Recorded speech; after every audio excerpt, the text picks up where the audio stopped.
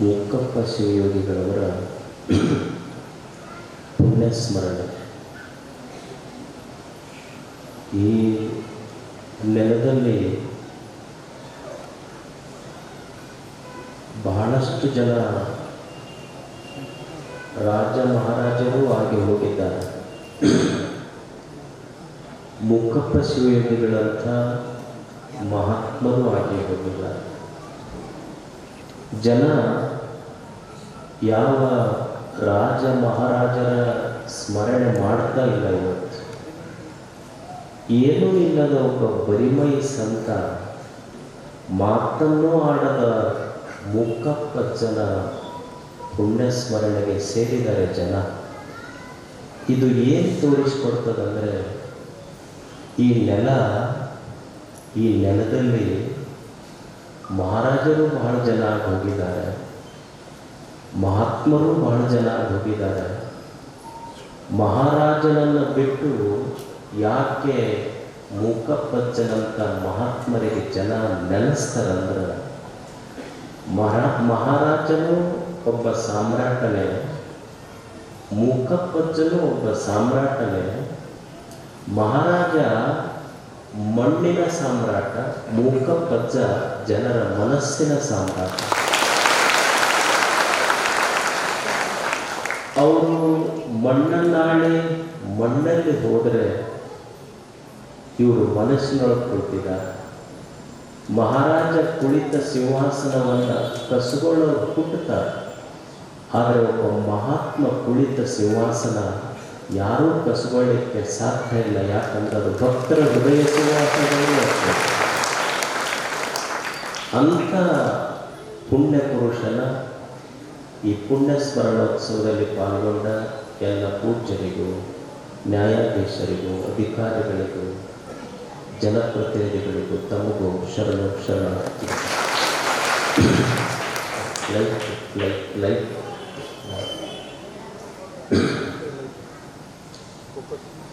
ಇದು ಒಂದು ಚಿಂತನೆಯ ಕ್ಷಣ. ನಾವೆಲ್ಲ ಇಲ್ಲಿ ಸೇರಿದ್ದು ಒಂದು ಚಿಂತನೆ. ಈಗ ಪರಮ ಪೂಜ್ಯರ ಚಿಂತನೆಯನ್ನು ಕೇಳ್ತಾ ಬಂದಿದ್ದೀರಿ.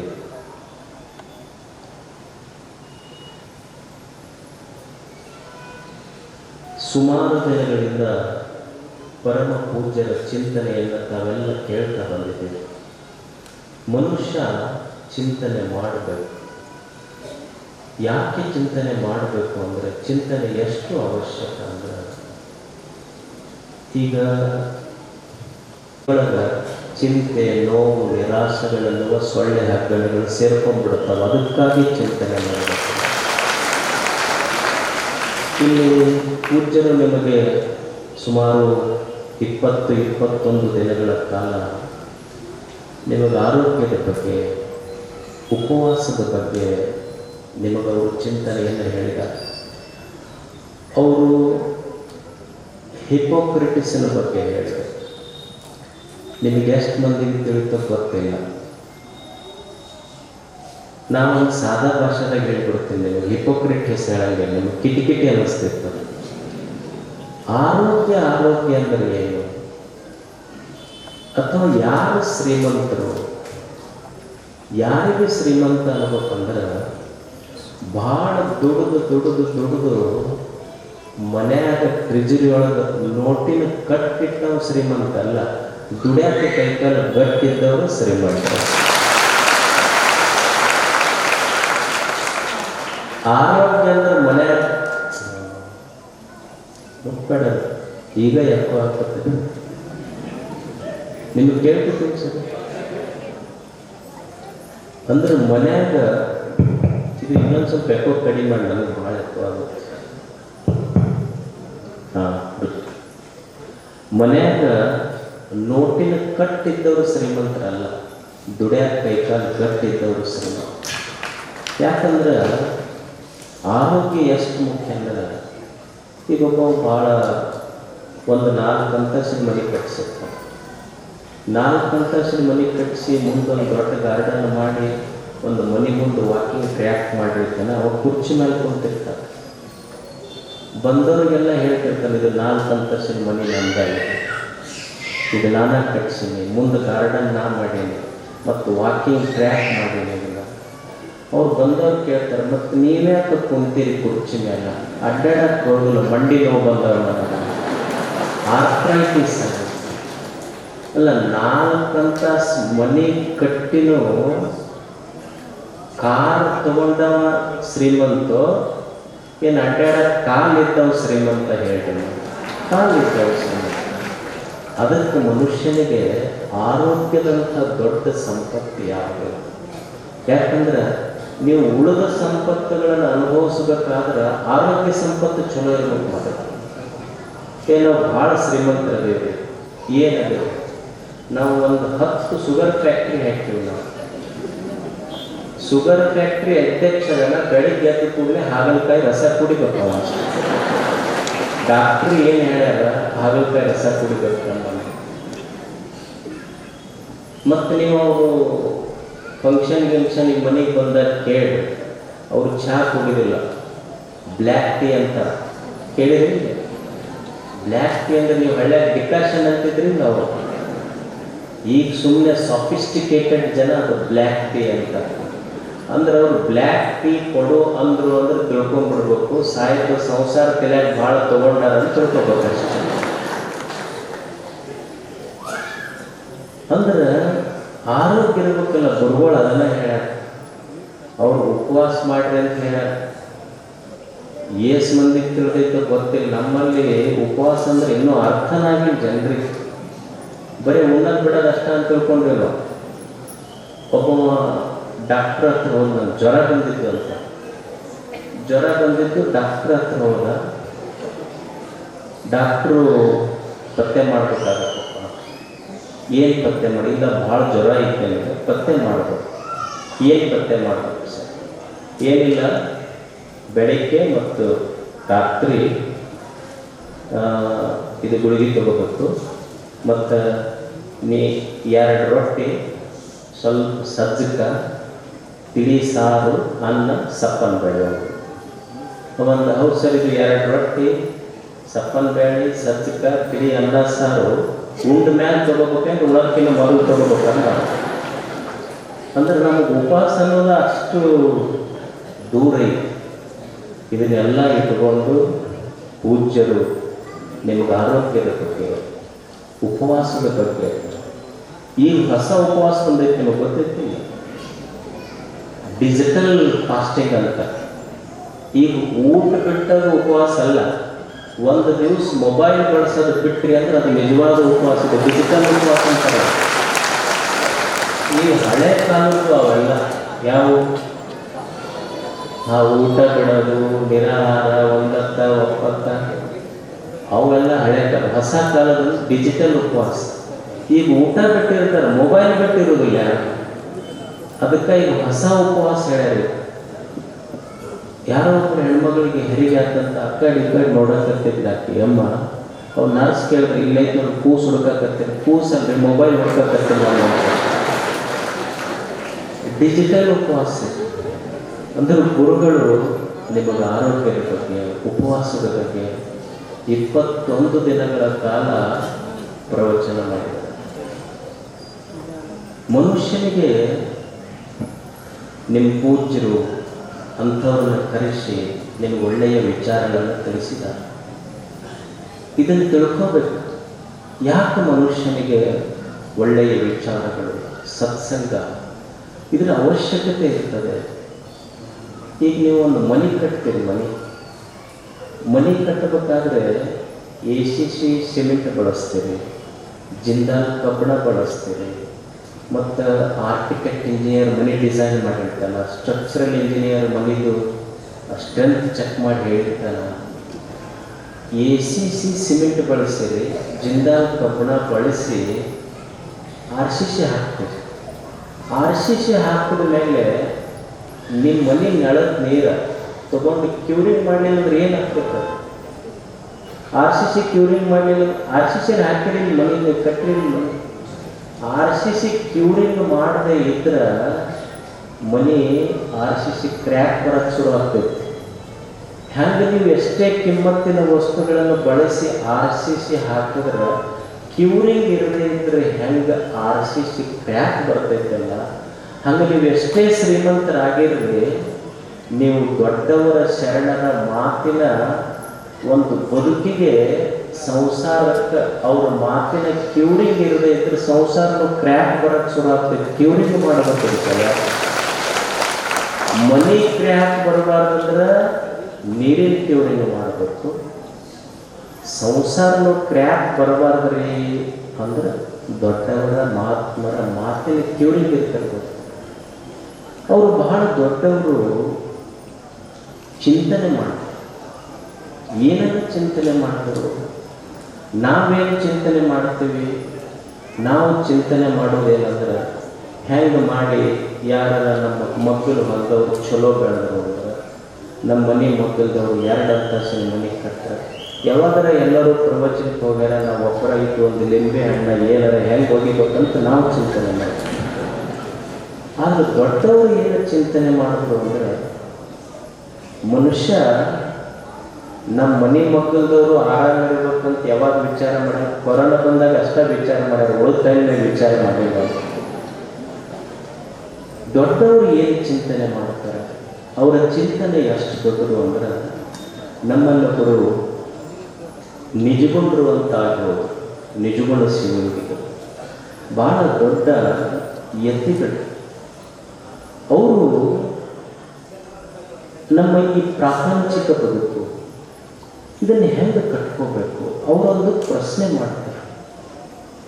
ಅವರ ಚಿಂತನೆ ಎಷ್ಟು ದೊಡ್ಡದು ಅಂದ್ರೆ, ಕೆಡುವ ಶರೀರದ ಸಫಲವಾಗುವುದು ಅಂತ ಒಂದು ಪ್ರಶ್ನೆ ಮಾಡ್ತಾರೆ. ಅವರ ಪ್ರಶ್ನೆ ಏನಂದ್ರೆ, ಈ ಶರೀರ ಐತಿ, ನಮ್ಮ ದೇಹ, ಈ ಶರೀರ ಕೆಡತೈತಿ.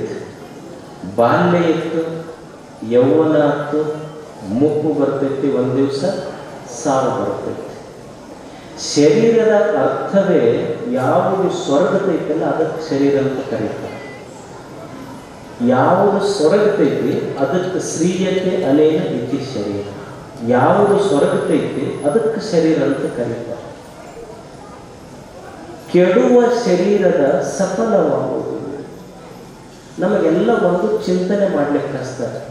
ಈಗ ನಾವು ಬಹಳ ದೊಡ್ಡ ಶ್ರೀಮಂತರದೀವ್ರಿ, ನಮ್ಮ ಮನೆಯಾಗ ಕುಂಬಳಕಾಯಿ ನಾವು ಬಂಗಾರದ ಕಟ್ಟು ಹಾಕಿ ಸಿಗ್ತೀವಿ ಅಂತಂದ್ರೆ ಏನಾದ್ರು ಕೊಳಿಲಾರ್ದು ಇರ್ತೈತ?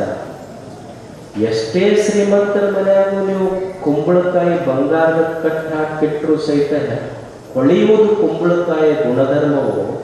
ನಾನು ಎಷ್ಟೇ ಶ್ರೀಮಂತನಿದ್ದು, ಎಷ್ಟು ಎಸಿ ಮನೆಯಾಗಿದ್ದರೂ ಈ ದೇಹ ಅನ್ನುವ ಕುಂಬಳಕಾಯಿ ಒಮ್ಮೆ ಹೊಳಿತಿದ್ದು. ಹೊಳೆಯುವುದು ಇದರ ಧರ್ಮ, ಸ್ವರ್ಗುವುದು ಇದರ ಧರ್ಮ. ಅವ್ರ ಪ್ರಶ್ನೆ ಏನಂದ್ರೆ, ಆಯ್ತಿದು ಎಷ್ಟು ದೇಹಗಳು ಬಂದಾವ ಈ ಭೂಮಿ ಮೇಲೆ, ಬಂದಾವ, ಉಂಡಾವ, ಮದುವೆ ಮಾಡ್ಕೊಂಡಾವ, ಮುಪ್ಪಾಗ್ಯಾವ, ಹೋಗ್ಯಾವ ಅಷ್ಟೇ.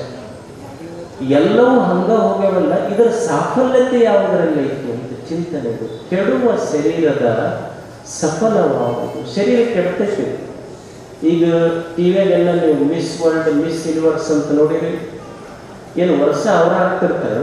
ಇಲ್ಲ, 1 ವರ್ಷ ಆತಂದ್ರೆ ಮುಗಿತವ್ರು, ಫೇಡ್ ಆದ್ರೆ ಮುಂದೆ ಮತ್ತೊಬ್ಬರು ಬರ್ತಾರೆ. ಎಲ್ಲರ ಶರೀರಗಳು ಸ್ವರ್ಗವ.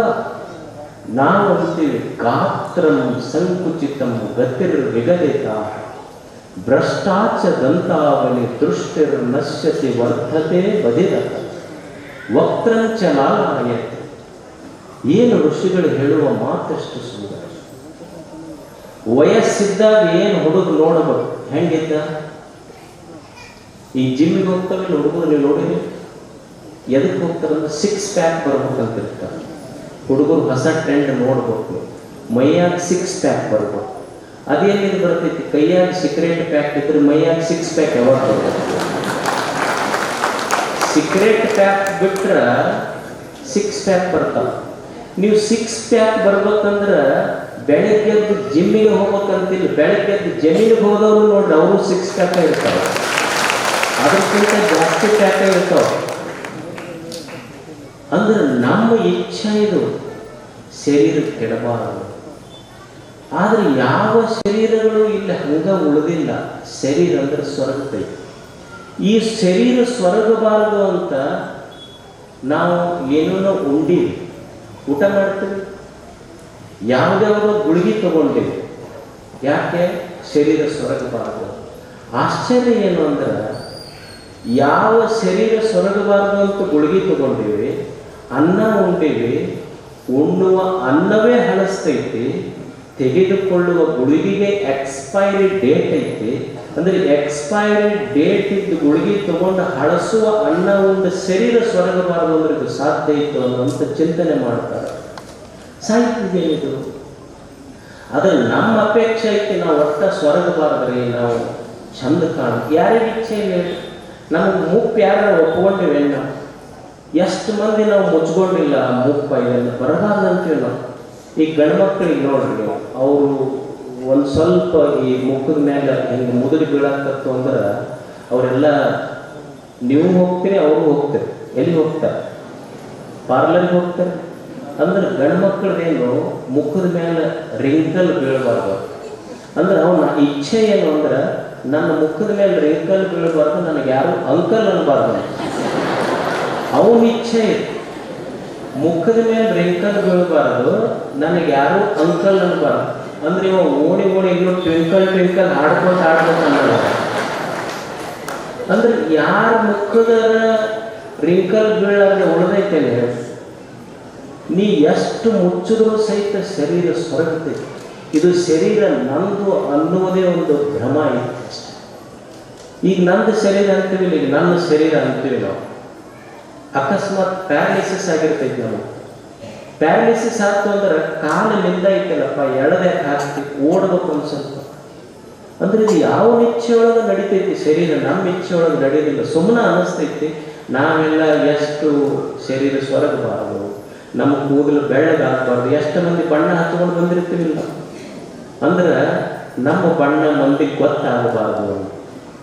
ಅದು ಹಚ್ಕೊಂಡು ಬಣ್ಣ ಅಂತೈತಿ. ನಾನು ಬೈಲಾದ್ರೆ ನಿನ್ನ ಬಣ್ಣ ಬೈಲಿಗೆ ಬರ್ತೈತಿ ಅಂತ ಅದು ಅಂತೀವಿ. ಬರೋದಲ್ಲ, ಶರೀರ ಸ್ವರ್ಗುವುದೇ, ಕೂದಲು ಬೆಳ್ಳಗಾಗುವುದೇ ತಿಳ್ಕೋಬೇಕು. ಮನುಷ್ಯರಿಗೆ ಊಟ ಮಾಡ್ತಿರ್ತೀರಿ, ಊಟ ಮಾಡುವಾಗ ಮೊದಲು ರೊಟ್ಟಿ ಉಣ್ತೀರಿ, ಆಮೇಲೆ ಹೋಳಿಗೆ ಉಣ್ತೀರಿ, ಆಮೇಲೆ ಅನ್ನ ಉಣ್ತೀರಿ. ಅನ್ನ ಹೆಂಗಿರ್ತೈತಿ? ಬೆಳಗಿರ್ತೈತಿ. ಅಂದ್ರೆ ಬೆಳೆ ಅನ್ನ ಉಣ್ಣಾಕ್ತಾರ ಅಂದ್ರೆ ಊಟ ಮುಗಿಯಾಕ ಬಂದೈತಿ ತಿಳ್ಕೋಬೇಕು. ಬೆಳೆ ಕೂದಲು ಬಂದವಂದ್ರೆ ಜೀವನ ಮುಗಿಯಾಕ ಬಂದೈತಿ ಅಂತ ತಿಳ್ಕೊಳ್ಬೇಕು.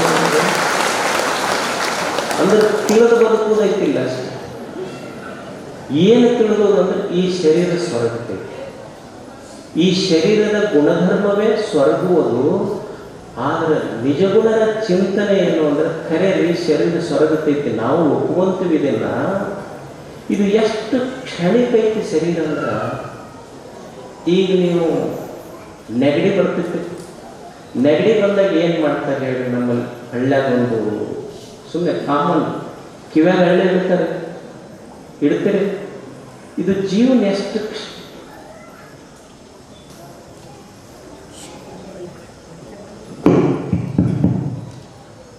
ಇದು ಜೀವನ ಎಷ್ಟು ಕ್ಷಣಿಕೈತಿ ಅಂದ್ರೆ, ಶರೀರ ಎಷ್ಟು ಕ್ಷಣಿಕೈತಿ ಅಂದ್ರೆ,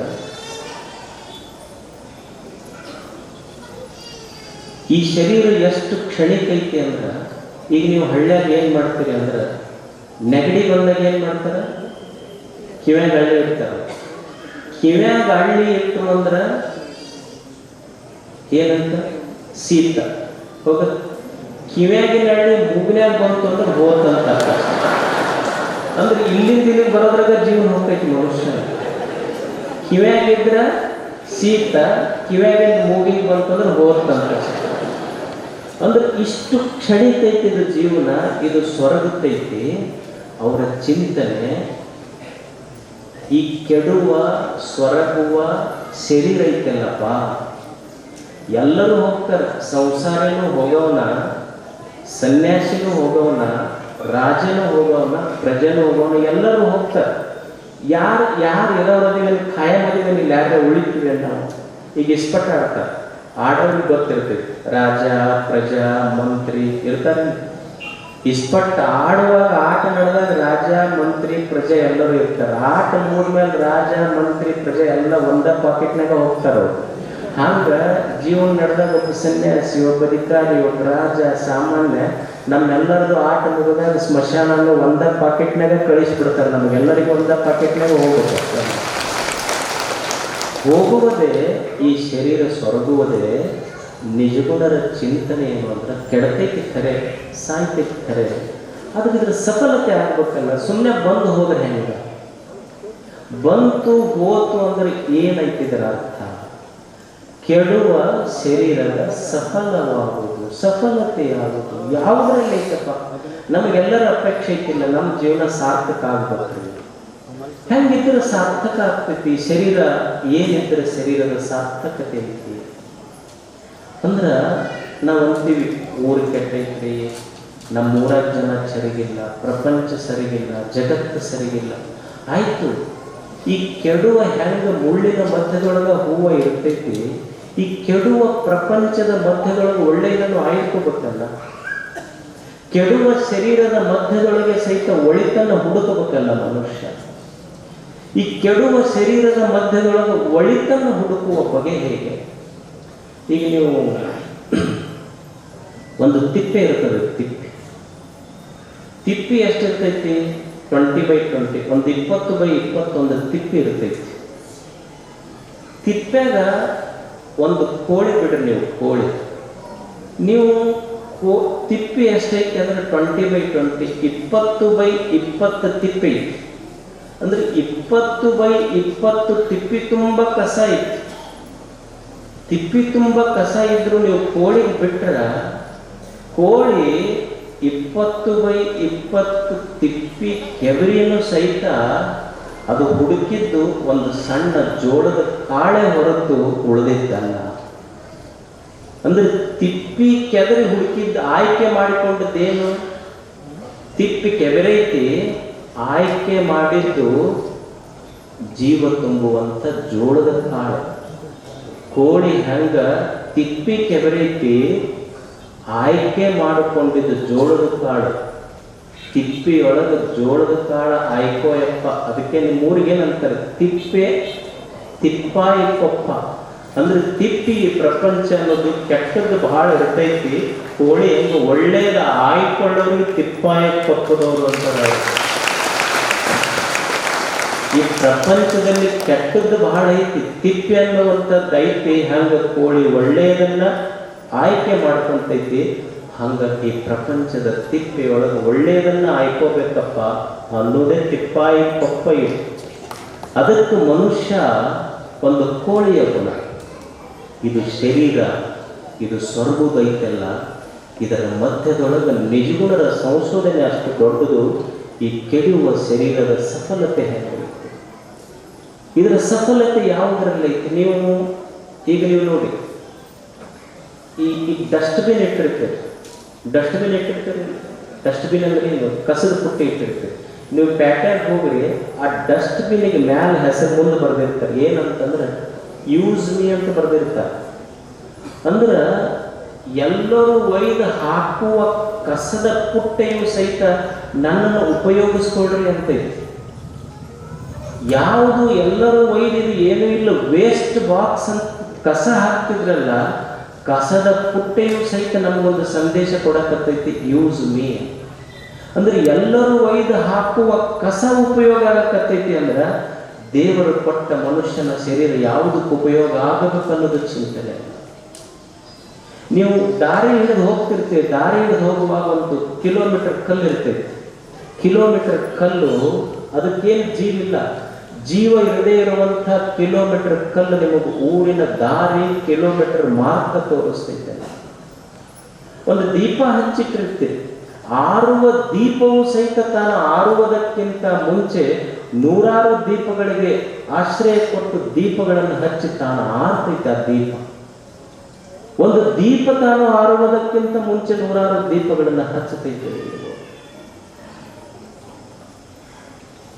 ಕಾರ್ಗಿಲ್ ಯುದ್ಧ ನಡೀತು. ಕಾರ್ಗಿಲ್ ಯುದ್ಧ ನಡೆದಾಗ ಅವಾಗಿನ ಈ ದೇಶದ ಪ್ರಧಾನಿಗಳು ಕಾಶ್ಮೀರಕ್ಕೆ ಮಿಲಿಟರಿ ಹಾಸ್ಪಿಟ್ಲಿಗೆ ಹೋಗಿದ್ರು. ಮಿಲಿಟರಿ ಹಾಸ್ಪಿಟ್ಲಿಗೆ ಹೋದಾಗ ಅಲ್ಲಿ ಸೈನಿಕರೆಲ್ಲ ಒಬ್ಬರು ಕೈ ಮುರಿದಿತ್ತು, ಒಬ್ರಿಗೆ ಕಾಲು ಮುರಿದಿತ್ತು, ಒಬ್ರಿಗೆ ಹೆಡ್ ಇಂಜುರಿ ಆಗಿತ್ತು, ಒಬ್ಬರು ಕೋಮಾದಾಗಿದ್ರು, ಅನ್ಕಾನ್ಸಿಯಸ್ ಇದ್ರು. ಎಲ್ಲರನ್ನು ಪ್ರಧಾನಿಗಳು ಹಿಂಗೆ ಅಡ್ಡಾಡಿ ನೋಡಿ ಹೊರಗೆ ಬರ್ತಿದ್ರಲ್ಲ. ಬರುವಾಗ ಗಾಯ ಆದ ಗುಂಡು ಹೊಕ್ಕಿತ್ತಲ್ಲ ಮೈಯಾಗ, ಒಬ್ಬ ಸೈನಿಕ ಪ್ರಧಾನಿಗಳ ಕೈ ಹಿಡಿದ್ರಂತ. ಅವಾಗ ಪ್ರಧಾನಿಗಳು ಕೇಳಿದ್ರಂತ, ಯಾಕೆ ಏನು ಬೇಕೇನಿದ? ಅವಾಗ ಕಾರ್ಗಿಲ್ ಯುದ್ಧದೊಳಗೆ ಗುಂಡಿನ ಮಳೆಯನ್ನೇ ಸುರಿಸಿಕೊಂಡಂಥ ಸೈನಿಕ ಪ್ರಧಾನಿಗಳ ಕೈ ಹಿಡಿದು ಹೇಳಿದ್ದೇನೆಂದ್ರೆ, ನೋಡಿ, ನಮಗೇನೂ ಬೇಕಾಗಿಲ್ಲ, ನೀವೇನು ಹಳ್ಳಿ ಹೋಗಿ ಪ್ರೆಸ್ ಮೀಟ್ ಮಾಡ್ತೀರಲ್ಲ, ಪ್ರೆಸ್ ಮೀಟ್ ಮಾಡುವಾಗ ಒಂದು ಮಾತು ಹೇಳ್ರಿ, ನಮ್ಮ ದೇಶದ ಸೈನಿಕರು ಬೇರೆ ದೇಶದ ಸೈನಿಕರ ಜೊತೆ ಯುದ್ಧ ಮಾಡುವಾಗ ಗುಂಡೇನು ಬಿದ್ದಾವಲ್ಲ, ಬೆನ್ನಾಗಿ ಬಿದ್ದಿಲ್ಲ, ಅವ್ರು ಎದೆಯಾಗಿ ಬಿದ್ದಾವಂತ ಹೇಳ್ರಿ ನೀವು ಸಮಾಜಕ್ಕೆ, ದೇಶಕ್ಕೆ. ಅಂದ್ರೆ ಬೆನ್ನಾಗ ಬಿದ್ದಾವಂದ್ರೆ ಓಡಿ ಹೋಗಾಕ ಗುಂಡು ಹೊಡೆದಾರಂತಲ್ಲ, ಅವ್ರ ಜೊತೆ ಯುದ್ಧ ಮಾಡುವಾಗ ಎದೆ ಕೊಟ್ಟು ಯುದ್ಧ ಮಾಡುವಾಗ ಹೊಡೆದಾರ. ಅವ್ರ ಶರೀರವು ಹೋಗ್ತೈತಲ್ಲ, ಅವರ ಸಫಲತೆ ಹೆಂಗಾಗ್ತದೆ? ಈಗ ನೀವು ಬಿದಿರು ನಾವೇನಂತೀವಿ, ಅದು ಏನೂ ಇಲ್ಲ, ಬರೇ ಒಂದು ಹುಲ್ಲು ಅಷ್ಟೇ. ನಾನಾರಿಗಲ್ಲದವಳು ಬಿದಿರು, ನಾನಾರಿಗಲ್ಲದವಳು. ನಾವೇನಂತೀವಿ, ಏನಿದು ಒಂದು ಹುಲ್ಲ? ಬಿದರಿಗೆ ಮನುಷ್ಯ ಅಂತಿದ್ದೀನಿ, ಏನು ಬರೀ ಹುಲ್ಲದೀನಿ, ಒಂದು ಹುಲ್ಲು ಕಡ್ಡಿ. ಬಿದಿರು ಅಂತಿತ್ತು, ಇವತ್ತಷ್ಟೇ ಬಿದಿರ ನಿನ್ನೆ ಎದುರ, ಇವತ್ತಷ್ಟೇ ನಾ ಬಿದಿರ, ಈ ಹುಲ್ಲ ಬೆಳೆದ ಮರ ಆಗ್ತೇನೆ, ಅಷ್ಟಕ್ಕ ನಿಂತಿಲ್ಲ.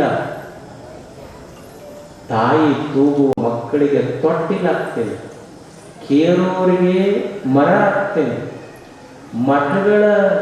ಮಠಗಳೊಳಗ ಕಜ್ಜಾಯದ ಪುಟ್ಟಿ ಆಗ್ತೇನೆ, ದೇವರಿಗೆ ಪಲ್ಲಕ್ಕಿ ಆಗ್ತೇನೆ, ಮುದುಕರಿಗೆ ಆಸರ ಆಗ್ತೇನೆ. ಅಷ್ಟೇ ಅಲ್ಲ, ದೊಡ್ಡ ದೊಡ್ಡ ಮಹಾತ್ಮರ ಕೈಯೊಳಗೆ ಕೋಲ್ ಆಗ್ತೇನೋ, ಧರ್ಮದ ಬಡಿಗೆ ಆಗ್ತೇನೆ. ನಾನಾರಿಗಲ್ಲದವಳು ಬಿದಿರು ಅಂದ್ರೆ ಎಷ್ಟು ಒಂದು ಬಿದಿರು ಉಪಯೋಗ ಆಗೈತಲ್ಲ. ಹಾಗಾದ್ರೆ ಒಂದು ಡಸ್ಟ್ಬಿನ್ ಉಪಯೋಗ ಆಗ್ತೈತಿ, ಒಂದು ಬಿದಿರು ಉಪಯೋಗ ಆಗ್ತೈತಿ, 1 ಕಿಲೋಮೀಟರ್ ಕಲ್ಲು ಉಪಯೋಗ ಆಗ್ತೈತಿ. ಹಾಗಿದ್ರೆ ಮನುಷ್ಯ ಜನ್ಮದ ಉಪಯೋಗ ಏನೈತಿ? ಕೆಡುವ ಶರೀರದ ಸಫಲತೆ ಯಾವುದು? ಈಗ ನೀವು ಈ ಭಜನಾ ಮಾಡಿದ್ರೆ ನೋಡಿದ್ರು, ಭಜನಾ ಮಾಡುವಾಗ ಏನು ಮಾಡಿದ್ರು? ಅವರು ತಬಲಾ ಬಾರಿಸಿದ್ರು, ತಮಡಿ ಬಾರಿಸಿದ್ರು, ಮೃದಂಗ ಬಾರಿಸಿದ್ರು. ಎದರಿಂದ ಆಗ್ತದೆಯಲ್ಲ? ಎದರಿಂದ? ಒಂದು ಈಗ ನಿಮ್ಗೆ ಹೆಂಗೆ ಕಾಡು ಇರ್ತದೆ, ಹಂಗೊಂದು ಕಾಡು ಇರ್ತದೆ. ಆ ಕಾಡಿನೊಳಗೆ ಒಂದು ಸಣ್ಣ ನದಿ ಹರಿತಿತ್ತು. ಆ ನದಿ ದಂಡೆಯೊಳಗೆ ಒಬ್ಬರು ಗುರುಗಳು ಒಂದು ಸಂಗೀತ ಆಶ್ರಮ ಕಟ್ಟಿದ್ರು. ಹೆಂಗೆ ನಮ್ಮ ಪುಟ್ಟರಾಜ ಗವಿಗಳ ಆಶ್ರಮ ಇತ್ತು, ಹಂಗೊಂದು ಆಶ್ರಮ ಇತ್ತು. ಅಲ್ಲಿ ಅವ್ರ ಮಕ್ಕಳಿಗೆ ಸಂಗೀತ ಹೇಳ್ಕೊಡ್ತಿದ್ರು, ಸಂಗೀತ ಕಲಿಸ್ತಿದ್ರು. ಒಬ್ಬರು ಪಿಟೀಲ್ ಬಾರಿಸ್ತಿದ್ರು, ಒಬ್ಬರು ವೈಲಿನ್ ಬಾರಿಸ್ತಿದ್ರು, ಒಬ್ಬರು ಪೇನ್ ಪೆಟ್ಟಿಗೆ ಬಾರಿಸ್ತಿದ್ರು, ಒಬ್ಬರು ತಬಲಾ ಬಾರಿಸ್ತಿದ್ರು, ಒಬ್ಬರು ಮೃದಂಗ ಬಾರಿಸ್ತಿದ್ರು. ಒಂದು ಹುಡುಗ ಮೃದಂಗ ಬಾರಿಸ್ತಿದ್ದ. ಅವ ಯಾವಾಗ ಮೃದಂಗ ಬಾರಿಸ್ತಿದ್ದ, ಅವಾಗ ಕಾಡಿನೊಳಗೆ ಒಂದಿಷ್ಟು ಹುಡುಗರು ಕುರಿ ಕಾಯಕ್ಕೆ ಹೋಗ್ತಿದ್ರು. ಹುಡುಗರು ಕುರಿ ಕಾಯ್ತಿದ್ರು. ಯಾವಾಗ ಈ ಹುಡುಗ ಮೃದಂಗ ಬಾರಿಸ್ತಿತ್ತಲ್ಲ, ಆ ಧ್ವನಿ ಕೇಳಿದ ತಕ್ಷಣ ಆ ಕುರಿ ಹಿಂಡಿನೊಳಗಿಂದ ಒಂದು ಸಣ್ಣ ಕುರಿ ಮರಿ ಬಂದು ಇವನು ಮುಂದೆ ತಲೆ ತೂಗ್ತಿತ್ತಂತ. ಇವ ಮೃದಂಗ ಬಾರಿಸ್ತಿದ್ದ, ಧಿಮ್ಮಿ ಧಿಮ್ಮಿ ಧಿಮ್ಮಿ ಕಿಟ್ಟ ತಕ್ಕ ಅಂತಿವ ಬಾರಿಸ್ತಿರ್ಬೇಕು. ಸಣ್ಣ ಕುರಿ ಹಿಂಡಿನಾಗಿಂದ ಬಂದು ಅವನ ಮುಂದೆ ತಲೆ ತೂಗಿಸ್ತಿದ್ದ. ಇದು ಬಹಳ ದಿವಸ ನಡೀತು. ಒಂದು ದಿವಸ ಬೆಳಗ್ಗೆ ಮೃದಂಗ ಬಾರಿಸೋ ಹುಡುಗ ಮೃದಂಗ ತಗೊಂಡು ಬಾರ್ಸಕ್ ಕುಂತಿದ್ದ. ಅವಾಗ ಕುರಿ ಮರಿ ಬಂದು ತಲೆ ತೂಗಕ್ಕ. ಆ ಮೃದಂಗ ಬಾರಿಸೋ ಹುಡುಗ ಕೇಳ್ತಾನಲ್ಲ, ನಾ ಯಾವಾಗ ಮೃದಂಗ ಬಾರಿಸ್ತೇನೆ, ಈ ಶಬ್ದ ಕೇಳಿದ ತಕ್ಷಣ ನನ್ನ ಮುಂದೆ ಬಂದು ತಿಳಿದೂಗ್ತಿಯಲ್ಲ ಯಾಕ? ಅವಾಗ ಕುರಿ ಮರಿ ಹೇಳ್ತಂತ, ನೀ ಯಾವಾಗ ಮೃದಂಗ ಬಾರಿಸ್ತೀವಿ, ಮೃದಂಗದ ಶಬ್ದಗಳು ಕೇಳ್ತೀನಲ್ಲ, ನನ್ನ ಎದೆಯೊಳಗೆ ಪ್ರೇಮದ ತರಂಗಗಳು ಬರ್ತಾವೆ. ಆ ಹುಡುಗ ಕೇಳ್ತಾನೆ, ಯಾವಾಗ ನಾ ಮೃದಂಗ ಬಾರಿಸ್ತೀನಿ, ಅವಾಗ ಮೃದಂಗದ ಶಬ್ದ ನಿನ್ನ ಕಿವಿಯಾಗಿ ಬಿದ್ದಾಗ ಯಾಕ ನಿಂಗೆ ಎದೆಯಾಗ ಪ್ರೇಮದ ತರಂಗ ಬರಬೇಕು? ಅವಾಗ ಸಣ್ಣ ಕುರಿಮರಿ ಹೇಳ್ತಾನೆ, ನೀ ಯಾವಾಗ ಮೃದಂಗ ಬಾರಿಸ್ತೀಯಲ್ಲ, ಆ ಮೃದಂಗದ ಶಬ್ದ ನನ್ನ ಕಿವಿಯೊಳಗೆ ಬಿದ್ದಾಗೆಲ್ಲ ನನ್ನ ಎದೆಯೊಳಗೆ ಪ್ರೇಮದ ತರಂಗ ಬರ್ತಾವೆ. ಯಾಕಂದ್ರೆ ನೀ ಬಾರಿಸುವ ಮೃದಂಗ ತಯಾರಾಗಿದ್ದು ನನ್ನ ತಾಯಿ ಚರ್ಮದಿಂದ ಮಾಡ್ಯಾರ, ನನ್ನ ಅದಕ್ಕೆ ಮಾಡಿದ್ದು ನನ್ನ ತಾಯಿ ಚರ್ಮದಿಂದ. ಅಂದ್ರೆ ಒಂದು ಸತ್ತ ಕುರಿಮರಿಯ ಚರ್ಮ ಸಾವಿರ ಸಾವಿರ ಶ್ರೋತ್ರಗಳಿಗೆ ಧ್ವನಿಯಾಗಬೇಕಾದ್ರೆ, ಇಂಪು ಕೊಡಬೇಕಾದ್ರೆ 100 ವರ್ಷ ಈ ಭೂಮಿಯ ಮೇಲೆ ಬದುಕುವ ಮನುಷ್ಯನ ಜೀವನ ಎದಕ್ಕೆ ಉಪಯೋಗ ಅನ್ನುವುದೇ ಚಿಂತನೆ. ನೀವಂದ್ರೆ ಅರ್ಧ ತಾಸು ಹೇಳಕತ್ತಾತ ನೀವು ಎದಕ್ಕೆ ಉಪಯೋಗ ಅನ್ನೋದೇ ಹೇಳೋವಲ್ರಿ ನೀವು. ಅಲ್ಲೇ ಹೇಳೋದು ವಿಚಾರ. ಅದನ್ನ ಇನ್ನೊಂದ್ಸಲ ಬಂದಾಗ ಹೇಳೋದು ನೀವು ವಿಚಾರ ಮಾಡ್ಬೇಕಲ್ಲ. ಬರೇ ಕಮ್ಮಿಗೆ ಬಂದ್ರಿ, ಅಜ್ಜರ ಪ್ರಸಾದ ಮಾಡಿಸಿದ್ರು, ಕಮ್ಮು ಉಂಡ್ರಿ, ಕಮ್ಮಿಗೆ ಹೋದ್ರಿ ಅಂದ್ರೆ ಅಲ್ಲ. ನಿಮ್ಮ ಜೀವನದ ಬಗ್ಗೆ ಸ್ವಾಮಿಗಳಿಂದ ಚಿಂತನೆ ಮಾಡೋದು, ನನ್ನ ಜೀವನದ ಬಗ್ಗೆ ನಾವು ಚಿಂತನೆ ಮಾಡಬೇಕು. ನಿಜಗುಣರು ನಮ್ಮೆಲ್ಲರ ಬದುಕಿನ ಬಗ್ಗೆ ಚಿಂತನೆ ಮಾಡಿ. ಇದು ಶರೀರ, ಇದು ಸ್ವರ್ಗದೈತಿ. ಕೆಡುವ ಶರೀರದ ಸಫಲವಾಗುವುದು ಪರಹಿತ. ಅವ್ರೇನಂತಾರಂದ್ರೆ, ಈಗ ನೀವು ನೋಡ್ರಿ, ಮನ್ಯಾಗ ಈಗ ನೀವು ಆಕಳು ಇರ್ತೈತಿ, ಈಗ ತೆಂಗಿನ ಗಿಡ ಇರ್ತೈತಿ. ತೆಂಗಿನ ಗಿಡಕ್ಕೆ ನೀವು ಏನು ಹಾಕ್ತೀರಿ ಹೇಳ್ರಿ? ಬಚ್ಚಲ್ ನೀರು ಬಿಟ್ಟಿರಿ. ಮನ್ಯಾಗ ಹಿಂದೆ ಇರ್ತಿಲ್ದಾಗ ತೆಂಗಿನ ಗಿಡ ಹಚ್ಚಿರಿ, ಅದಕ್ಕೆ ಯಾರು ಸಕ್ಕರೆ ನೀರು ಹಾಕಿರಿ. ರಾಡಿ ನೀರು ಕುಡಿದ ತೆಂಗಿನ ಗಿಡ ಸಿಹಿ ನೀರು ಕೊಟ್ಟೈತಿ. ಮುಸ್ರಿ ನೀರು ಕುಡಿದ ಆಕಳ ಅಮೃತದಂತ ಹಾಲು ಕೊಟ್ಟೈತಿ. ಹಾಲು ಕುಡಿದ ಮನುಷ್ಯ ಜಗತ್ತಿಗೆ ವಿಷ ಕೊಟ್ಟನಲ್ಲ. ಅದಕ್ಕೆ ಇದನ್ನು ಬಿಡು, ಪರಹಿತ ಮಾಡು, ಇದು ಜೀವನದ ಸಾರ್ಥಕ. ಕೆಡುವ ಶರೀರದ ಸಫಲವಾಗುವುದು ಪರಹಿತ. ನಿಜವಾದ ಸಾರ್ಥಕತೆ ಎಲ್ಲೈತಿ ಅಂದ್ರೆ, ಇದು ಶರೀರ ನೀವು ಹಂಗ ಇದ್ರೂ ಕೆಡತೈತಿ, ಚಲೋ ಆದರೂ ಕೆಡುವುದೇ. ಈ ಶರೀರದ ಸಾರ್ಥಕತೆ ಏನಾದರೂ ಇದ್ದರೆ ಕೆಡುವ ಶರೀರದ ಸಫಲವಾಗುವುದು ಪರಹಿತ. ನೀವು ಒಳ್ಳೆಯದು ಮಾಡಪ್ಪ ಮನುಷ್ಯ, ನೀನು ಕಲ್ಯಾಣದ ಕೆಲಸ ಮಾಡು, ಅದು ಜೀವನದ ಸಾರ್ಥಕತೆ. ಮನುಷ್ಯನ ಜೀವನದ ಉದ್ದೇಶ ಏನು ಅಂದ್ರೆ, ಇದು ಜನ್ಮ ಸಾರ್ಥಕ ಆಗಬೇಕು, ಇದು ಪರಹಿತಕ್ಕಾಗಿ ಉಪಯೋಗ ಆಗಬೇಕು. ಆದರೆ ನಾವು ಸಫಲ ಆಗಬೇಕಂತ ಖರೆ, ವಿಫಲ ಆಗ್ತಲ್ಲ ಯಾಕಂತಲೂ ವಿಚಾರ ಮಾಡಬೇಕು. ಸಫಲ ಆಗ್ಬೇಕಂತ ನಾವೆಲ್ಲರೂ ವಿಚಾರ ಮಾಡ್ತೀವಿ. ಯಾಕೆ ವಿಫಲ ಆಯ್ತು? ಮನುಷ್ಯನ ಜನ್ಮ ವಿಫಲ ಆಯ್ತು ಅಂದ್ರೆ, ಮನುಷ್ಯನ ಜನ್ಮ ವಿಫಲ ಆಗಿದ್ದು ಮೊದಲನೇದೇನಂದ್ರೆ, ಇಷ್ಟು ಚಲೋ ಶರೀರ ಕೊಟ್ಟ ನಮಗೆ ದೇವರ, ಆಲಸ್ಯತನ ನಮ್ಮಲ್ಲಿ. ಎಷ್ಟು ಚಲೋ ಕಣ್ಣು ಕೊಟ್ಟ, ಎಷ್ಟು ಚಲೋ ಕಾಲು ಕೊಟ್ಟ, ಎಷ್ಟು ಚಲೋ ಕೈ ಕೊಟ್ಟ, ಎಷ್ಟು ಚಲೋ ಬುದ್ಧಿ ಕೊಟ್ಟ, ಎಷ್ಟು ಚಲೋ ಮಾತು ಕೊಟ್ಟಾನ. ಇದನ್ನ ಹ್ಯಾಂಗೆ ಬೆಳೆಸ್ಬೇಕಂತ ನಮಗೆ ಗೊತ್ತಾಗಲಿಲ್ಲ, ಆಲಸ್ಯತನ ಅಷ್ಟೇ. ಈ ಕೈ ಕೊಟ್ಟಾನಿಲ್ಲ ದೇವರು ನಮಗೆ. ಈಗ ನಾ ಭಾಳ ಶಕ್ತಿವಂತದೇನೆ ಅಂತ ತಿಳ್ಕೊಂಡು ಕೆಳಗೆ ಕುಂತವ್ರಿಗೆ ಹೋಗಿ ಜಗಳ ತೆಗೆದು ಹೊಡೆದಾಡಿ, ಕೆಳಗೆ ಕುಂತವ್ರ ಜೊತೆ ಜಗಳ ಆಡಿ ಹೊಡೆದಾಡಿ, ಅಲ್ಲ ನಾ ಹೊಡೆದಾಡಕ್ಕೆ ಹೋಗಲ್ಲ, ಹೇಳಕತ್ತೇನೆ. ಹೊಡೆದಾಡೋದು ಎಷ್ಟು ಮಂದಿ ಹೊಡಿಬೋದು ಹೇಳಿ? ಭಾಳ ಶಕ್ತಿ ತಾಕತ್ವನಿದ್ರೆ ಎಷ್ಟು ಮಂದಿ ಹೊಡಿಬೋದು? 10 ಮಂದಿಗೆ ಹೊಡಿಬೋದು. ಅಂದ್ರೆ ಕೆಳಗೆ ಬಂದು ಈ ಕೈಗಳಿಂದ 10 ಮಂದಿಗೆ ಹೊಡಿಬಹುದು ನಾನು ಅಷ್ಟೇ. ಅಂದ್ರೆ 10 ಮಂದಿಗೆ ಮುಟ್ಟಬಹುದು. ಅದೇ ನೀ ಮ್ಯಾಲ ಬಂದು ಕೈ ಮುಗುದಿ ಅಂದ್ರೆ ಇದೇ ಕೈಗಳಿಂದ 10,000 ಮಂದಿಗೂ ಮುಟ್ಟಬಹುದು. ಇದು ಕೈಗಳ ಸಾಮರ್ಥ್ಯ.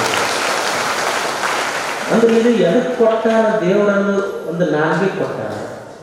ಇದರೊಳಗೆ ಏನು ಮಾತಾಡಬೇಕು ಅನ್ನೋದು ನಮಗೆ ಗೊತ್ತಿರಬೇಕಲ್ಲ, ಏನು ಮಾತಾಡಬೇಕು ಅನ್ನೋದು ಗೊತ್ತಿರಬೇಕು. ಕೈ ಕೊಟ್ಟಾನ, ಕಾಲು ಕೊಟ್ಟಾನ. ಗಾಂಧೀಜಿ ಒಂದ ಹೆಜ್ಜೆ ಇಟ್ಟರೆ ಸ್ವಾತಂತ್ರ್ಯ ಸಿಕ್ಕಿತ್ತು. ಬುದ್ಧ ಒಂದ ಹೆಜ್ಜೆ ಇಟ್ಟರೆ ಶಾಂತಿ ಸಿಕ್ಕಿತ್ತು. ಬಸವ ಒಂದ ಹೆಜ್ಜೆ ಇಟ್ಟರೆ ಕಲ್ಯಾಣ ನಿರ್ಮಾಣ ಆಗಿತ್ತು. ನಾವು ಒಂದು ಹೆಜ್ಜೆ ಎಲ್ಲಿ ಇಡ್ತೀವಿ ಅಲ್ಲಿ ಬೆಂಕಿನ ಹೆಜ್ಜೆ ಬರ್ತೀವಿ. ಅಂದ್ರೆ ದೇವರು ನಮಗೂ ಇದ ಕಣ್ಣ, ಇದ ಕೈ, ಇದ ಕಾಲ ಕೊಟ್ಟಾನ. ನೀವು ನೋಡ್ರಿ, ಜಗಳ ನಡೀತಂದ್ರ ಈಗ ನೀವು ಕಾರ್ಯಕ್ರಮ ನಡೆದೈತಿ, ಭಾಳ ಮಂದಿ ಏನಂತೀವಿ, ಕಾರ್ಯಕ್ರಮಕ್ಕೆ ಬರ್ಬೇಕು, ಎಲ್ಲ ಮಾಹಿತಿನಾಗ ಹಾಕ್ಸಾರ, ಪತ್ರಿಕೆ ಹಾಕ್ಸಾರ, ಎಲ್ಲ ಮನೆಗೆ ಹೇಳಿ ಕಳ್ಸಾರ, ಕಾರ್ಯಕ್ರಮ ನಡೆದೈತಿ ಬರ್ರಿ ಬರ್ರಿ ಅಂತ ಹೇಳ್ಯಾರ ಎಲ್ಲರೂ. ಆದರೂ ಕೆಲವು ಮಂದಿ ಇರ್ತಾರೆ, ಅಲ್ಲ ನಮಗೇನು ಪತ್ರಿಕೆ ಬಂದವ, ನಮಗೇನು ಹೇಳಿ ಕಳ್ಸಾರ ಗುರುಗಳು, ನಾವ್ಯಾಕೆ ಬರ್ಬೇಕು ನಾವು ಅಂತಾರೆ. ನಮಗೇನು ಹೇಳಿ ಕಳ್ಸಾರ, ನಮ್ಗೆ ಹೇಳಿ ಕಳಿಸಿದ್ರೆ ಅಷ್ಟೇ ಹೋಗೋದು ನಾವು. ಆತ್ ಕೊಡಪ್ಪ ಮಠದ ಕಾರ್ಯಕ್ರಮಕ್ಕೆ ನಮಗೆ ಹೇಳಿ ಕಳಿಸಿದ್ರೆ ಅಂದ್ರೆ ಹೇಳಿ ಕಳಿಸ್ಲಾರ್ದೆ ಎಲ್ಲಿ ಹೋಗಲ್ಲ ಅನ್ನಂಗ ಭಾಳ ದೊಡ್ಡ. ಅಂದ್ರೆ ಹೇಳಿಲ್ಲ ಅಂದ್ರೆ ಹೋಗಲ್ರಿ ನಾವು, ಎಲ್ಲಿ ಹೇಳಾರ್ದ ಕಡೆ ಹೆಜ್ಜೆ ಇಡಲ್ಲ ಅಂತಿರ್ತಾರೆ. ಆತ್ ಬಿಡ್ರಿ ಒಳ್ಳೆಯವರು. ಈಗ ಓಣ್ಯಾಗ ಸರ್ಕಲ್ನಾಗ ಒಂದು ಜಗಳ ನಡೀತೈತಿ. ಮೆಲ್ಲಕ್ಕೆ ಊಟ ಬಿಟ್ಟರೆ ಬರ್ತಾನೆ, ಊಟ ಬಿಟ್ಟು ಬಂದು ಕೈ ಕಟ್ಟಿಕೊಂಡು ಮುಂದೆ ಯಾರೇ ನಿಂತಿದ್ರೆ ತಮ್ಮ ಕೂಡು ಕಾಣುವಲ್ಲ ನನಗಂತಿರ್ತಾರೆ. ಜಗಳಾಡ ಕೂಡು ಕಾಣುವಲ್ಲ ಸರಿ ಅಲ್ಲ, ಹೇಳಲಾರ್ದಲ್ಲಿ ಹೋಗಿ ಏನು ಜಗಳ ಆಗಲ್ಲ, ನಾವು ಜಗಳ ಆಡ್ತೀವಿ ದಯವಿಟ್ಟು ಬರ್ರಿ ಅಂತ ಏನು ಪತ್ರ ಹಾಕಿಸ್ಕೊಟ್ಟಿದ್ದೀರಾ, ನೀವು ಏನು ವ್ಯಾಟ್ಸಪ್ನಾಗ ಮೆಸೇಜ್ ಕಳಿಸಿದ್ರ? ಅಂದ್ರೆ ಜಗಳ ಆಡುವಲ್ಲಿ ಕರೀಲಾರ್ದೆ ಹೋಗ್ತಾನೆ, ಸತ್ಪಾತ್ರದ ಕೆಲಸಕ್ಕೆ ಕರಿಬೇಕಂತಲ್ಲ. ಇದು ಮನುಷ್ಯನ ವಿಪರ್ಯಾಸ ಇದೆ. ಅದಕ್ಕೆ ಮನುಷ್ಯ ಕಲಿಯುವುದೇನಂದ್ರೆ ದೇವರು ಚಲೋ ಕಣ್ಣು ಕೊಟ್ಟಾನ, ಚಲೋ ಕೈ ಕೊಟ್ಟಾನ, ಚಲೋ ಕಾಲು ಕೊಟ್ಟಾನ. ಇದು ವಿಫಲ ಆಗಬಾರ್ದಂದ್ರೆ ಏನು ಮಾಡಬೇಕು ಅಂದ್ರೆ, ಸಫಲ ಆಗಬೇಕಂದ್ರೆ ಆಲಸ್ಯತನ ಬಿಡ್ಬೇಕು. ಮೊದಲು ನಮ್ಮಲ್ಲಿ ಆಲಸ್ಯತನ ಇರಬಾರ್ದು. ಈಗ ಯಾವುದೋ ಒಂದು ಕೆಲಸಕ್ಕೆ ಹೋಗ್ತಿರ್ತೀವಿ, ಕೆಲಸಕ್ಕೆ ಹೋಗುವಾಗ ಪಟ್ಟಣ ಬಂದಿರ್ತೀವಿ, ಕುಂತ ಬಿಡ್ತೀವಿ. ಎದಕ್ರಿ ಬೆಕ್ಕಾಟ ಬಂತು. ಅಲ್ಲಿ ಬೆಕ್ಕಾಟ ಬಂದ್ರೆ ಏನು ಸಮಸ್ಯೆ ಐತೆ? ಇಲ್ಲಿ ಬೆಕ್ಕಾಟ ಬಂದ್ರೆ ನಮಗೆ ಯಾವ ಕೆಲಸ ಆಗಲ್ರಿ ಇವತ್ತು. ಅದು ಬೆಕ್ ಅಂತೈತಿ. ಇವತ್ತು ಮನುಷ್ಯ ಆಟ ಬಂದ್ರೆ ನಮ್ಗೆ ಒಟ್ಟ ಹಾಲ ಸಿಗೋದಿಲ್ಲ. ಇವತ್ತಂತೂ ಬೆಕ್ ಅಂತ ಯಾರು ಕೆಲ್ಸಕ್ಕೆ ಹೊಂಟಿದ್ರೆ ಎಲ್ಲಿಗೆ ಹೊಂಟಿರಿ ಅಂತ ಕೇಳ್ರಿ. ನೀವು 7:30 ಎಲ್ಲಿಗೆ ಹೊಂಟಿರಿ ಅಂತ ಕೇಳ್ರಿ. ಹೋಗಿ ಬಸ್ ಹತ್ತದ, ಅವ ಕಂಡಕ್ಟರ್ ಏನು ತ್ರಿಕಾಲಜ್ಞಾನಿನ ನನಗೆ ಕೇರಳದ ಟಿಕೆಟ್ ಕೊಡ್ತಾನ. ಎಲ್ಲಿ ಹೊಂಟಿನ ಅಂತ ಕೇಳ್ತಾರೆ ಇಲ್ಲ ಅವ್ರು. ಏನು ಕೆಳಗಡೆ ಬರ್ತೀಯ ಬಸ್, ಅವ ಊರ ಹೆಸರು ಹೇಳ್ತೀಯ. ಅಂದ್ರೆ ಮನುಷ್ಯನ ಮನಸ್ಸು ಹೆಂಗಾಗೈತಿ ಅಂದ್ರೆ, ನಮ್ಮ ಮನುಷ್ಯನ ಮನಸ್ಸು ನನ್ನ ವಿಫಲತೆಯನ್ನು ನಾವೇನು ಹೇಳ್ತೀವಿ, ಇಲ್ಲ ನಮ್ಮ ಮನಿನ ಭಾಳ ಕಾಡಾಕತ್ತೈತಿ, ಯಾರೋ ಒಟ್ಟು ಮಾಡಿಸಿರ್ತಾರೆ ನಮ್ಮ ಅನ್ನೋದಿಲ್ಲ. ನಮ್ಮ ಮನ್ಯಾಗ ಯಾರ ಮಾಡಿಸಿರ್ತಾರೆ, ನಮ್ಗೆ ಒಟ್ಟು ಅಡುಗೆ ಮನ್ಯಾಗ ಹೋದ್ರೆ ಹೆಡಕ್ಕಿಡ್ದಬಿಡಲ್ಲ. ಊಟ ಹೋಗುತ್ತೆ, ಆದ್ರೆ ಅಡುಗೆ ಮನ್ಯಾಗ ಹೋಗೋಕ್ಕಲ್ರಿ. ಅಂದ್ರೆ ನಮ್ಮ ಮನುಷ್ಯನಿಗೆ ತನ್ನ ವೀಕ್ನೆಸ್, ತನ್ನ ದೌರ್ಬಲ್ಯಗಳನ್ನು ಯಾವುದರ ಮೇಲೆ ಹಾಕಿ ಮನುಷ್ಯ ಕಡೆಗೆ ಆಗ್ತಾನೆ. ಅದಕ್ಕೆ ಮನುಷ್ಯ ತನ್ನ ಆಲಸ್ಯತನ ಬಿಡಬೇಕು, ದುಶ್ಚಟಗಳನ್ನು ಬಿಡಬೇಕು. ದೇವರು ಕೊಟ್ಟ ಇದೊಂದು ಕಿಮ್ಮತ್ತಿನ ಶರೀರ ಐತಲ್ಲ, ಇದನ್ನು ಬಹಳ ಚೆನ್ನಾಗಿ ಜೋಪಾನ ಮಾಡಬೇಕು. ಇದನ್ನು ಚಲೋದಕ್ಕೆ ಬಳಸ್ಕೋಬೇಕು. ಈಗ ನೀವೊಂದು ಚಲೋ ಟ್ರೆಜರಿ ತರ್ತೀರಿ, ಮನ್ಯಾಗ ಒಂದು ಹೊಸ ಟ್ರೆಜರಿ ತರ್ತೀವಿ, ಕಿಮ್ಮತ್ತಿನ ಒಂದು 20,000 ರೂಪಾಯಿ ಕೊಟ್ಟು ಕಿಮ್ಮತ್ತಿನ ಟ್ರೆಜರಿ ತಂದು ಅದ್ರಾಗ ಏನಿರ್ತದೆ ಹೇಳಿ? ಕಿಮ್ಮತ್ತಿನ ಟ್ರೆಜರಿ ಒಳಗೆ ಬಂಗಾರ, ಬೆಳ್ಳಿ, ರೇಷ್ಮೆ ಬಟ್ಟೆ ಇಡ್ತೀರಿ. ಏನು ಯಾವ ಉತ್ಸರದ ಕಸಬರ್ಗಿ ಮಸೀದಿಗಳಿಗೆ ಇಟ್ಟಾರೆ? ಯಾರು ಇಟ್ಟಿಲ್ಲ. ಅಂದ್ರೆ ಕಿಮ್ಮತ್ತಿನ ಟ್ರೆಜರಿ ತಂದು ಅದಕ್ಕೆ ದಿವಸ ಭಸ್ಮ ಹಚ್ತಿರ್ತಾರೆ. ಭಸ್ಮ ಹಚ್ಚಿದ್ದ ಹಣಿಗೆ ಹಚ್ಚಿದ್ರೆ ಅವ್ರ ಮನೆ ದೇವರ ಆಣೆ. ಟ್ರೆಜರಿಗೆ ಮಾತ್ರ ಯಾರೂ ಮನೆ. ಯಾಕಂದ್ರೆ ಲಕ್ಷ್ಮಿ ಹೊರಗೆ ಹೋಗ್ತಾಳೆ. ಅಂದ್ರೆ ದಿವಸ ಕಿಮ್ಮತ್ತಿನ ಟ್ರೆಜರಿ ತಂದು ಕಿಮ್ಮತ್ತಿನ ಸಾಮಾನು ಇಡ್ತೀವಿ ಹೊರತು ಕಸಬರಿಗೆ ಮಸೀದಿಗೆ ಯಾರೂ ಇಟ್ಟಿಲ್ಲ. ಹಂಗ ಶರೀರ, ದೇವರು ಕೊಟ್ಟ ಶರೀರ ಇದೊಂದು ಕಿಮ್ಮತ್ತಿನ ಟ್ರೆಜರಿ. ಇದರೊಳಗೆ ಸದ್ಗುಣ, ಪರೋಪಕಾರ, ಕಾಯಕ, ದಾಸೋಹದಂಥ ಸದ್ಗುಣಗಳಿದ್ದು ಅಂದ್ರೆ ಕಿಮ್ಮತ್ತಿನ ಟ್ರೆಜರಿ ಒಳಗ ಕಿಮ್ಮತ್ತಿನ ಸಾಮಾನು ಇಟ್ಟಂಗ. ಮತ್ತು ಕತ್ತಲಾದ ಕೂಡಲೇ ಯಾರ ಮನೆ ಮೇಲರ, ಯಾರ ಹೊಲದಾಗರ ಏನಾರ ಒಗಿಬೇಕಂತ ಇತ್ತು ಅಂದ್ರೆ ಅದು ಕಿಮ್ಮತ್ತಿನ ಟ್ರೆಜರಿ ಒಳಗೆ ಕಸಬರಿಗೆ ಮಸೇರಿಗೆ ಇಟ್ಟಂಗ ಅಂತ ತಿಳಿದು ಬದುಕುವುದು. ಇದೊಂದು ಕೆಡುವ ಶರೀರ. ಈ ಕೆಡುವ ಶರೀರ ಚಲೋ ಇರಬೇಕು ಅಂದ್ರೆ ಇದರ ಉದ್ದೇಶ ಪರಹಿತ, ಒಳ್ಳೆಯ ಕೆಲಸ ಮಾಡಬೇಕು. ದೇವರು ಕಣ್ಣು ಕೊಟ್ಟಾನ, ಚಲೋದು ನೋಡೋದು, ಕಿವಿ ಕೊಟ್ಟಾನ, ಚಲೋದು ಕೇಳುವುದು, ಕೈ ಕೊಟ್ಟಾನ, ಚಲೋದು ಮಾಡೋದು, ಕಾಲು ಕೊಟ್ಟಾನ, ಚಲೋದ್ರ ಕಡೆ ಹೆಜ್ಜೆ ಹಾಕಿ ಮನುಷ್ಯ ಬದುಕುವುದು. ಈ ಮಾತ್ರ ಪರಹಿತ, ಮನುಷ್ಯ ಒಳ್ಳೆಯದನ್ನು ಮಾಡುವುದು. ಈ ಮಥುರಾದೊಳಗ ಒಬ್ಬ ಹೆಣ್ಮಗಳಿದೆ. ಅಕ್ಕಿ ಹೆಸರು ಪೂಲ್ವತಿ ದೇವಿ ಅಂತ. ಪೂಲ್ವತಿ ದೇವಿ ಅಕ್ಕಿ ಬಿಹಾರದಿಂದ ಯಜಮಾನ್ ತೀರ್ಕೊಂಡಿದ್ದ ಸಣ್ಣ ವಯಸ್ಸಿನಾಗ, ಮಕ್ಕಳಿರಲಿಲ್ಲ. ಅಕ್ಕಿ ಮಥುರಾಕ್ಕೆ ಹೋಗಿ ಮಥುರಾದೊಳಗ ಒಂದು ಬಂಟೆ ಬಿಹಾರಿ ಅಂತ ಒಂದು ದೇವಸ್ಥಾನ. ಅಲ್ಲಿ ಏನು ಮಾಡ್ತಿದ್ಲ ಹೆಣ್ಮಗಳಂದ್ರೆ, ಗುಡಿಗೆ ಬಂದವರು ಪಾದರಕ್ಷಕ ಆಯ್ತು. ಏನು ಮಾಡ್ತಿದ್ಲು? ಪಾದರಕ್ಷಕ ಆಯ್ತು. ಅಕ್ಕಿ ಸುಮಾರು ತನ್ನ ಆಯುಷ್ಯದ ದಿನ ಆ ಬಂಟೆ ಬಿಹಾರಿ ದೇವಸ್ಥಾನದ ಮುಂದಕ್ಕೆ ಕಳೆದು ಬಂದವರು ಪಾದರಕ್ಷಕ ನಾಲ್ಕಣೆ, 1 ರೂಪಾಯಿ 2 ರೂಪಾಯಿ ತಗೊಂಡು ತನ್ನ ಮೂಲ ಬಿಹಾರದೊಳಗಿಂದ ಒಂದು ಸ್ವಲ್ಪ ಆಸ್ತಿ ಅದನ್ನು ಮಾರಿ ಪಾದರಕ್ಷಕ್ಕಾಗಿ ದುಡ್ಡು ಉಳಿಸಿ, ಎಷ್ಟು ದುಡ್ಡು ಉಳಿಸಿದ್ಲು ಅಂದ್ರೆ 40 ಲಕ್ಷ ರೂಪಾಯಿ ಉಳಿಸಿ ಮಥುರಾಕ್ಕೆ ಯಾತ್ರಾರ್ಥಿಗಳು ಬರ್ತಾರಲ್ಲ ಅವ್ರಿಗೆ ಉಚಿತವಾಗಿ ಒಂದು ಗೆಸ್ಟ್ ಹೌಸ್, ಧರ್ಮಶಾಲೆ, ಯಾತ್ರಿ ನಿವಾಸ ಕಟ್ಟಿಸಿದ್ರು. ಒಬ್ಬ ಪಾದರಕ್ಷೆ ಮಾರುವ ಹೆಣ್ಮಗಳು ರೊಕ್ಕ ಉಳಿಸಿ ಬಂದವ್ರಿಗೆ ಯಾತ್ರೆ ನಿವಾಸ ಕಟ್ಸ್ಯಾಳ ಯಾತ್ರಿಕರಿಗೆ. ನಾವು ಗೃಹಲಕ್ಷ್ಮಿ ಗೊತ್ತಿರ್ಬೇಕು ನಮಗೆ ಏನು ಅಂದ್ರೆ ಈ ಲೋಕದೊಳಗೆ ನಾವೇನು ಪುಣ್ಯದ ಕೆಲಸ ಮಾಡ್ತೀವಲ್ಲ ಫಲ ಕೊಡ್ತೇವೆ. ಈಗ ಮಾವಿನ ಗಿಡಕ್ಕೆ ನೀರೇನು ಹಾಕ್ತೀರಿ? ಕೆಳಗೆ ಹಾಕ್ತೀರಿ. ಕೆಳಗೆ ಬೇರಿಗೆ ನೀರು ಹಾಕಿದ್ರು ಸಹಿತ ಫಲ ಮೇಲೆ ಹೆಂಗೆ ಕೊಡ್ತೈತೆ ನಾವು. ಹಾಗೆ ಈ ಮನುಷ್ಯ ಲೋಕದಲ್ಲಿ ಭೂಲೋಕದಲ್ಲಿ ನೀವು ಮಾಡಿದ ಪುಣ್ಯದ ಕೆಲಸ ಮ್ಯಾಲ ನಿಮ್ಮ ಪುಣ್ಯದ ಹಣ್ಣಾಗಿ ಸದಾ ಇರ್ತೈತಿ. ಅದಕ್ಕೆ ಪುಣ್ಯದ ಕೆಲಸ ಮನುಷ್ಯ ಮಾಡ್ತಿರೋದು. ಪುಣ್ಯ ಅಷ್ಟು ಕಾಯ್ತೈತೆ, ಅದು ಬಂದು ಮುಟ್ಟಿಸ್ತೈತೆ ನಮ್ಗೆ. ಈಗ ನೀವು ಕುರಿಕಾಯಿ ಇರ್ತಾರೆ ನೋಡಿ, ಈ ಕುರಿಕಾಯಿ ದೊಡ್ಡ ಇರ್ತಾವೆ, ಈ ಕುರಿಕಾಯಿ ದೊಡ್ಡ ಹಾಕಿರ್ತಾರೆ ಅಲ್ಲಿ. ಆಶ್ಚರ್ಯ ಏನಂದ್ರೆ ಕುರಿ ಒಂದು 100 ಕುರಿ ಇದ್ರು ಕುರಿ ಒಂದೇ ಟೈಪ್ ಇರ್ತವೆ, ಎಲ್ಲವೂ ಕರ್ರಗೆ ಇರ್ತಾವೆ, ಒಂದೇ ಟೈಪ್ ಇರ್ತೈತಿ. ಅಮಾಸೆ ಕತ್ತಲೆ ಇರ್ತೈತಿ. ಅಮಾಸೆ ಕತ್ತಲೆ ಕುರಿನೂ ಕರ್ಗ. ರಾತ್ರಿ 12 ಗಂಟೆಗೆ ಅಕಸ್ಮಾತ್ ತಾಯಿ ಕುರಿ ತನ್ನ ಕುರಿ ಮರಿಗೆ ಅಷ್ಟು ಅಮಾವಾಸ್ಯೆಯ ಕತ್ತಲೆಯೊಳಗೂ ಸಹಿತ ತನ್ನ ಮರಿಯನ್ನೇ ಹೆಂಗೆ ಹುಡುಕೊಂಡು ಹೋಗಿ ಹಾಲು ಕುಡಿಸ್ತೈತಲ್ಲ, ಹಂಗೆ ನಾವು ಮಾಡಿದ ಪುಣ್ಯ ನಾವು ಎಲ್ಲೇ ಇರಲಿ ನಮ್ಮ ಹುಡುಕೊಂಡ್ಬಂದು ನಮ್ಮ ಎದೆಯಾಗ ಅನ್ಬೇಕು. ಅದಕ್ಕೆ ಮನುಷ್ಯ ಸದಾ ಸದಾ ಸದಾ ಪುಣ್ಯದ ಕೆಲಸ ಮಾಡಬೇಕು. ನಿಮ್ಮನ್ನೆಲ್ಲ ನೋಡಿದ್ರೆ ಅಷ್ಟು ಖುಷಿ. ಇದೊಂದು ಪುಣ್ಯದ ಪ್ರವಾಹ ಮೂಕಪ್ಪಜ್ಜನ ಮಠದಲ್ಲಿ. ನೀವು ನೋಡಿ ಎಷ್ಟು ಜನ ಸುಮಾರು ಹೊತ್ತಿನಿಂದ ಎಷ್ಟು ಶಾಂತ ಕುಳಿತಿರಲಿ. ಇದಕ್ಕಿಂತ ಏನು ಒಳ್ಳೆಯ ಕಾಲ ಬೇಕು ಹೇಳಿ? ನಾವೇನು ಹೇಳ್ತೀವಿ? ಸತ್ಯಯುಗ ಭಾಳ ಚಲೋ ಇತ್ತು, ದ್ವಾಪರ ಯುಗ ಭಾಳ ಚಲೋ ಇತ್ತು, ತ್ರೇತಾಯುಗ ಭಾಳ ಚಲೋ ಇತ್ತು, ಇದು ಕಲಿಕಾಲ ಭಾಳ ಕೆಟ್ಟೈತೆ ಅಂತೀವಿ. ಏನು ಕೆಟ್ಟೈತಿ? ಏನು ಸತ್ಯಯುಗದಲ್ಲಿರುವ ಸೂರ್ಯ ಬೇರೆ, ಭೂಮಿ ಬೇರೆ, ನೀರು ಬೇರೆ ಇತ್ತು.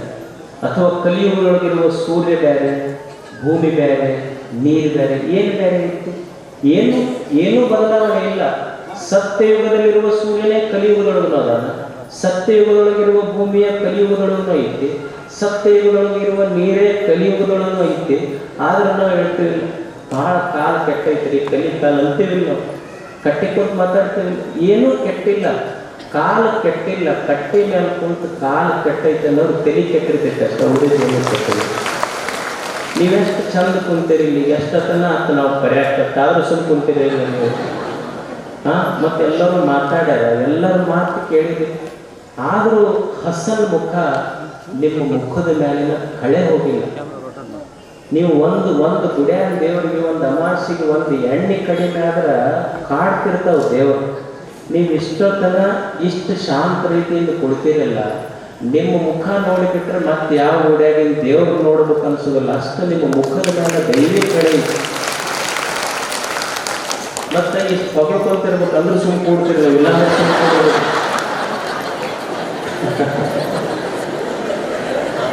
ಇರಲಿಲ್ಲ ಅಂದ್ರೆ ನನ್ನ ಹುಡುಗರ ಚೌಟದ್ ಮಾಡ್ತಾರೆ, ಕೆಮ್ಮಂಗಾರ ಮಾಡ್ತಾರೆ, ಕಡೆ ಮೊಬೈಲ್ ಬಂದಂಗಾರ ಮಾಡ್ತಿರ್ತಾರೆ. ಏನಿಲ್ಲ, ಇಷ್ಟೆಲ್ಲ ಗುರುಗಳ ಪರಿಶ್ರಮ, ಅವರ ಪರಿಶ್ರಮದ ಫಲ ಇಷ್ಟೆಲ್ಲ ಆಗಿದೆ ನೋಡಿ. ಎಷ್ಟು ಇದೊಂದು ಯೋಗ ಅಷ್ಟೇ. ಪ್ರವಚನ ಅನ್ನೋದು ಪೂಜ್ಯರು ಮಾತನಾಡಿದ್ದಾರೆ, ಎಲ್ಲರೂ ಮಾತನಾಡಿದ್ದಾರೆ. ನಿಮ್ಮ ಗುರುಗಳು ಸಣ್ಣವರು ಇದೆಲ್ಲ ಇಷ್ಟು ಕೆಲಸ ಮಾಡ್ಲಿಕ್ಕತ್ತೀರ. ಒಬ್ಬ ಸನ್ಯಾಸಿಗೆ ಏನು ಅಂದ್ರೆ ಭಕ್ತರ ದೊಡ್ಡ ಶಕ್ತಿ. ನಾನು ಭಾಳ ಸಲ ಹೇಳೋದೇನೆಂದರೆ, ಒಬ್ಬ ಸನ್ಯಾಸಿ ಅವ ಸಣ್ಣವಿದ್ದಾಗನ ತಂದೆ ತಾಯಿ ಅಣ್ಣ ತಮ್ಮ ಎಲ್ಲರನ್ನು ಬಿಟ್ಟು ಸಮಾಜದ ಉಡ್ಯಾಗ ಹಾಕಿರ್ತಾರೆ. ಒಬ್ಬ ಸನ್ಯಾಸಿಯ ಯೋಗ ಎಷ್ಟು ದೊಡ್ಡದು ಅಂದ್ರೆ, ಮನೆಯಾಗಿದ್ರೆ ನಾವು ಇಬ್ಬರ ತಂದೆ ತಾಯಿಗಳ ಮಕ್ಕಳಾಗ್ತಿದ್ವಿ. ಒಬ್ಬ ಸನ್ಯಾಸಿ ಸಮಾಜದ ಉಡಿಯೊಳಗೆ ಬಿದ್ದಿದ್ದಕ್ಕೆ ಸಾವಿರಾರು ತಂದೆ ತಾಯಿಗಳಿಗೆ ಮಗನಾಗುವ ಯೋಗ್ಯ ಸನ್ಯಾಸಿಗೆ ಬರ್ತಾರೆ. ಸೊ ನಿಮ್ಮ ಪೂಜ್ಯರು ಸಣ್ಣವರಿದ್ದಾರೆ, ಇಷ್ಟೆಲ್ಲ ಅಭಿವೃದ್ಧಿಯ ಕಾರ್ಯಗಳನ್ನು ಮಾಡ್ತಾ ಇದ್ದಾರೆ. ನಿಮ್ಮ ಕೈ ಸಾಯ ಹಸ್ತದ ಕೈ ಸದಾ ಅವರಿಗೆ ಬಲವಾಗಿ ನಿಲ್ಲಬೇಕು. ಸನ್ಯಾಸಿಗಳು ಅಂದರೆ ಒಂದು ಪರಿವರ್ತನೆ, ಬದಲಾವಣೆ ಎಲ್ಲವನ್ನು ತರಲಿಕ್ಕೆ ಸಾಧ್ಯ ಇರುತ್ತದೆ. ಎಲ್ಲ ಭಕ್ತರು ನಡೆಸಿಕೊಡುವ ಒಂದೇ ಒಂದು ಮಾತಂದ್ರೆ, ದಾನ ಕೊಟ್ಟರೆ ಬೇಡ್ರಿ. ಒಬ್ಬ ಇದ್ದಾವ ಹೆಚ್ಚು ಕೊಟ್ಟಿರ್ಬೋದು, ಇರಲಾರ್ದವ ಕಡಿಮೆ ಮಾಡಿರ್ಬೋದು. ಏನು ಮೂಕಪ್ಪಜ್ಜನ ಗುಡಿ ಗೋಪುರ, ಮೂಕಪ್ಪಜ್ಜನ ಗೋಪುರಕ್ಕೆ ಬಂಗಾರದ ಕಳಸ ಏರಿಸಿದ ಭಕ್ತನ ಭಕ್ತಿ ಭಾಳ ದೊಡ್ಡದಂತಲ್ಲ. ಮೂಕಪ್ಪಜ್ಜನ ಗುಡಿ ಮ್ಯಾಲ ಬಂಗಾರದ ಕಳಸ ಏರಿಸಿದ ಭಕ್ತನ ಭಕ್ತಿ ಎಷ್ಟು ದೊಡ್ಡದೋ, ಅವನ ಮಠದ ಅಂಗಳದ ಕಸ ಹೊಡೆದ ಭಕ್ತನ ಭಕ್ತಿನೂ ಸಹಿತ ಅಷ್ಟೇ ದೊಡ್ಡದೈತಿ. ಸೊ ಇಲ್ಲಿ ಭಕ್ತಿಯನ್ನು ನಾವು ಅಳಿಲಿಕ್ಕೆ ಸಾಧ್ಯ ಇಲ್ಲ. ಆದರೆ ಕೊಡೋದು ಹೆಚ್ಚು ಕಡಿಮೆ ಇರಬಹುದು. ಆದರೆ ಎಲ್ಲರೂ ನಡೆಸಿಕೊಡುವ ಮಾತೇನೆಂದರೆ, ಸಣ್ಣವರ ಗುರುಗಳಿಗೆ ಅವರು ಮಾಡ್ತಕ್ಕಂಥ ಕೆಲಸಕ್ಕೆ ಎಲ್ಲರೂ ಹೆಗಲು ಕೊಟ್ಟು ನಿಲ್ಲುವುದು. ಎಂದು ನಮ್ಮಿಂದ ನಮ್ಮ ಗುರುಗಳು ಕಣ್ಣೀರು ಹಾಕಬಾರ್ದು. ಇದನ್ನೆಲ್ಲರೂ ನಡೆಸಿಕೊಡ್ಬೇಕು. ಇದು ಬಹಳ ದೊಡ್ಡ ಕೆಲಸ. ಅದಕ್ಕೆ ಹಾಗೆಲ್ಲ ನೀವು ನಡೆಸ್ರಿ. ಒಂದು ಮಠ ಇದು ಬೆಳೀಲಿ ಅಂತ ಹಾರೈಸಿ, ತಮಗೂ ಪೂಜ್ಯರಿಗೂ ವಂದಿಸಿ ನಮ್ಮ ಮಾತುಗಳನ್ನು ಮುಗಿಸ್ತಾರೆ. ಸೂರ್ಯೋದಯದ ಕಿರಣಗಳಿದ್ದ ಹಾಗೆ ಬೆಳಗಿನ ಸೂರ್ಯೋದಯದ ಕಿರಣಗಳು ಮಾತ್ರ ಹೂಗಳನ್ನು ಅರಳಿಸ್ತವೆ, ಪ್ರಕೃತಿಯನ್ನು ಬೆಳಗಿಸ್ತವೆ.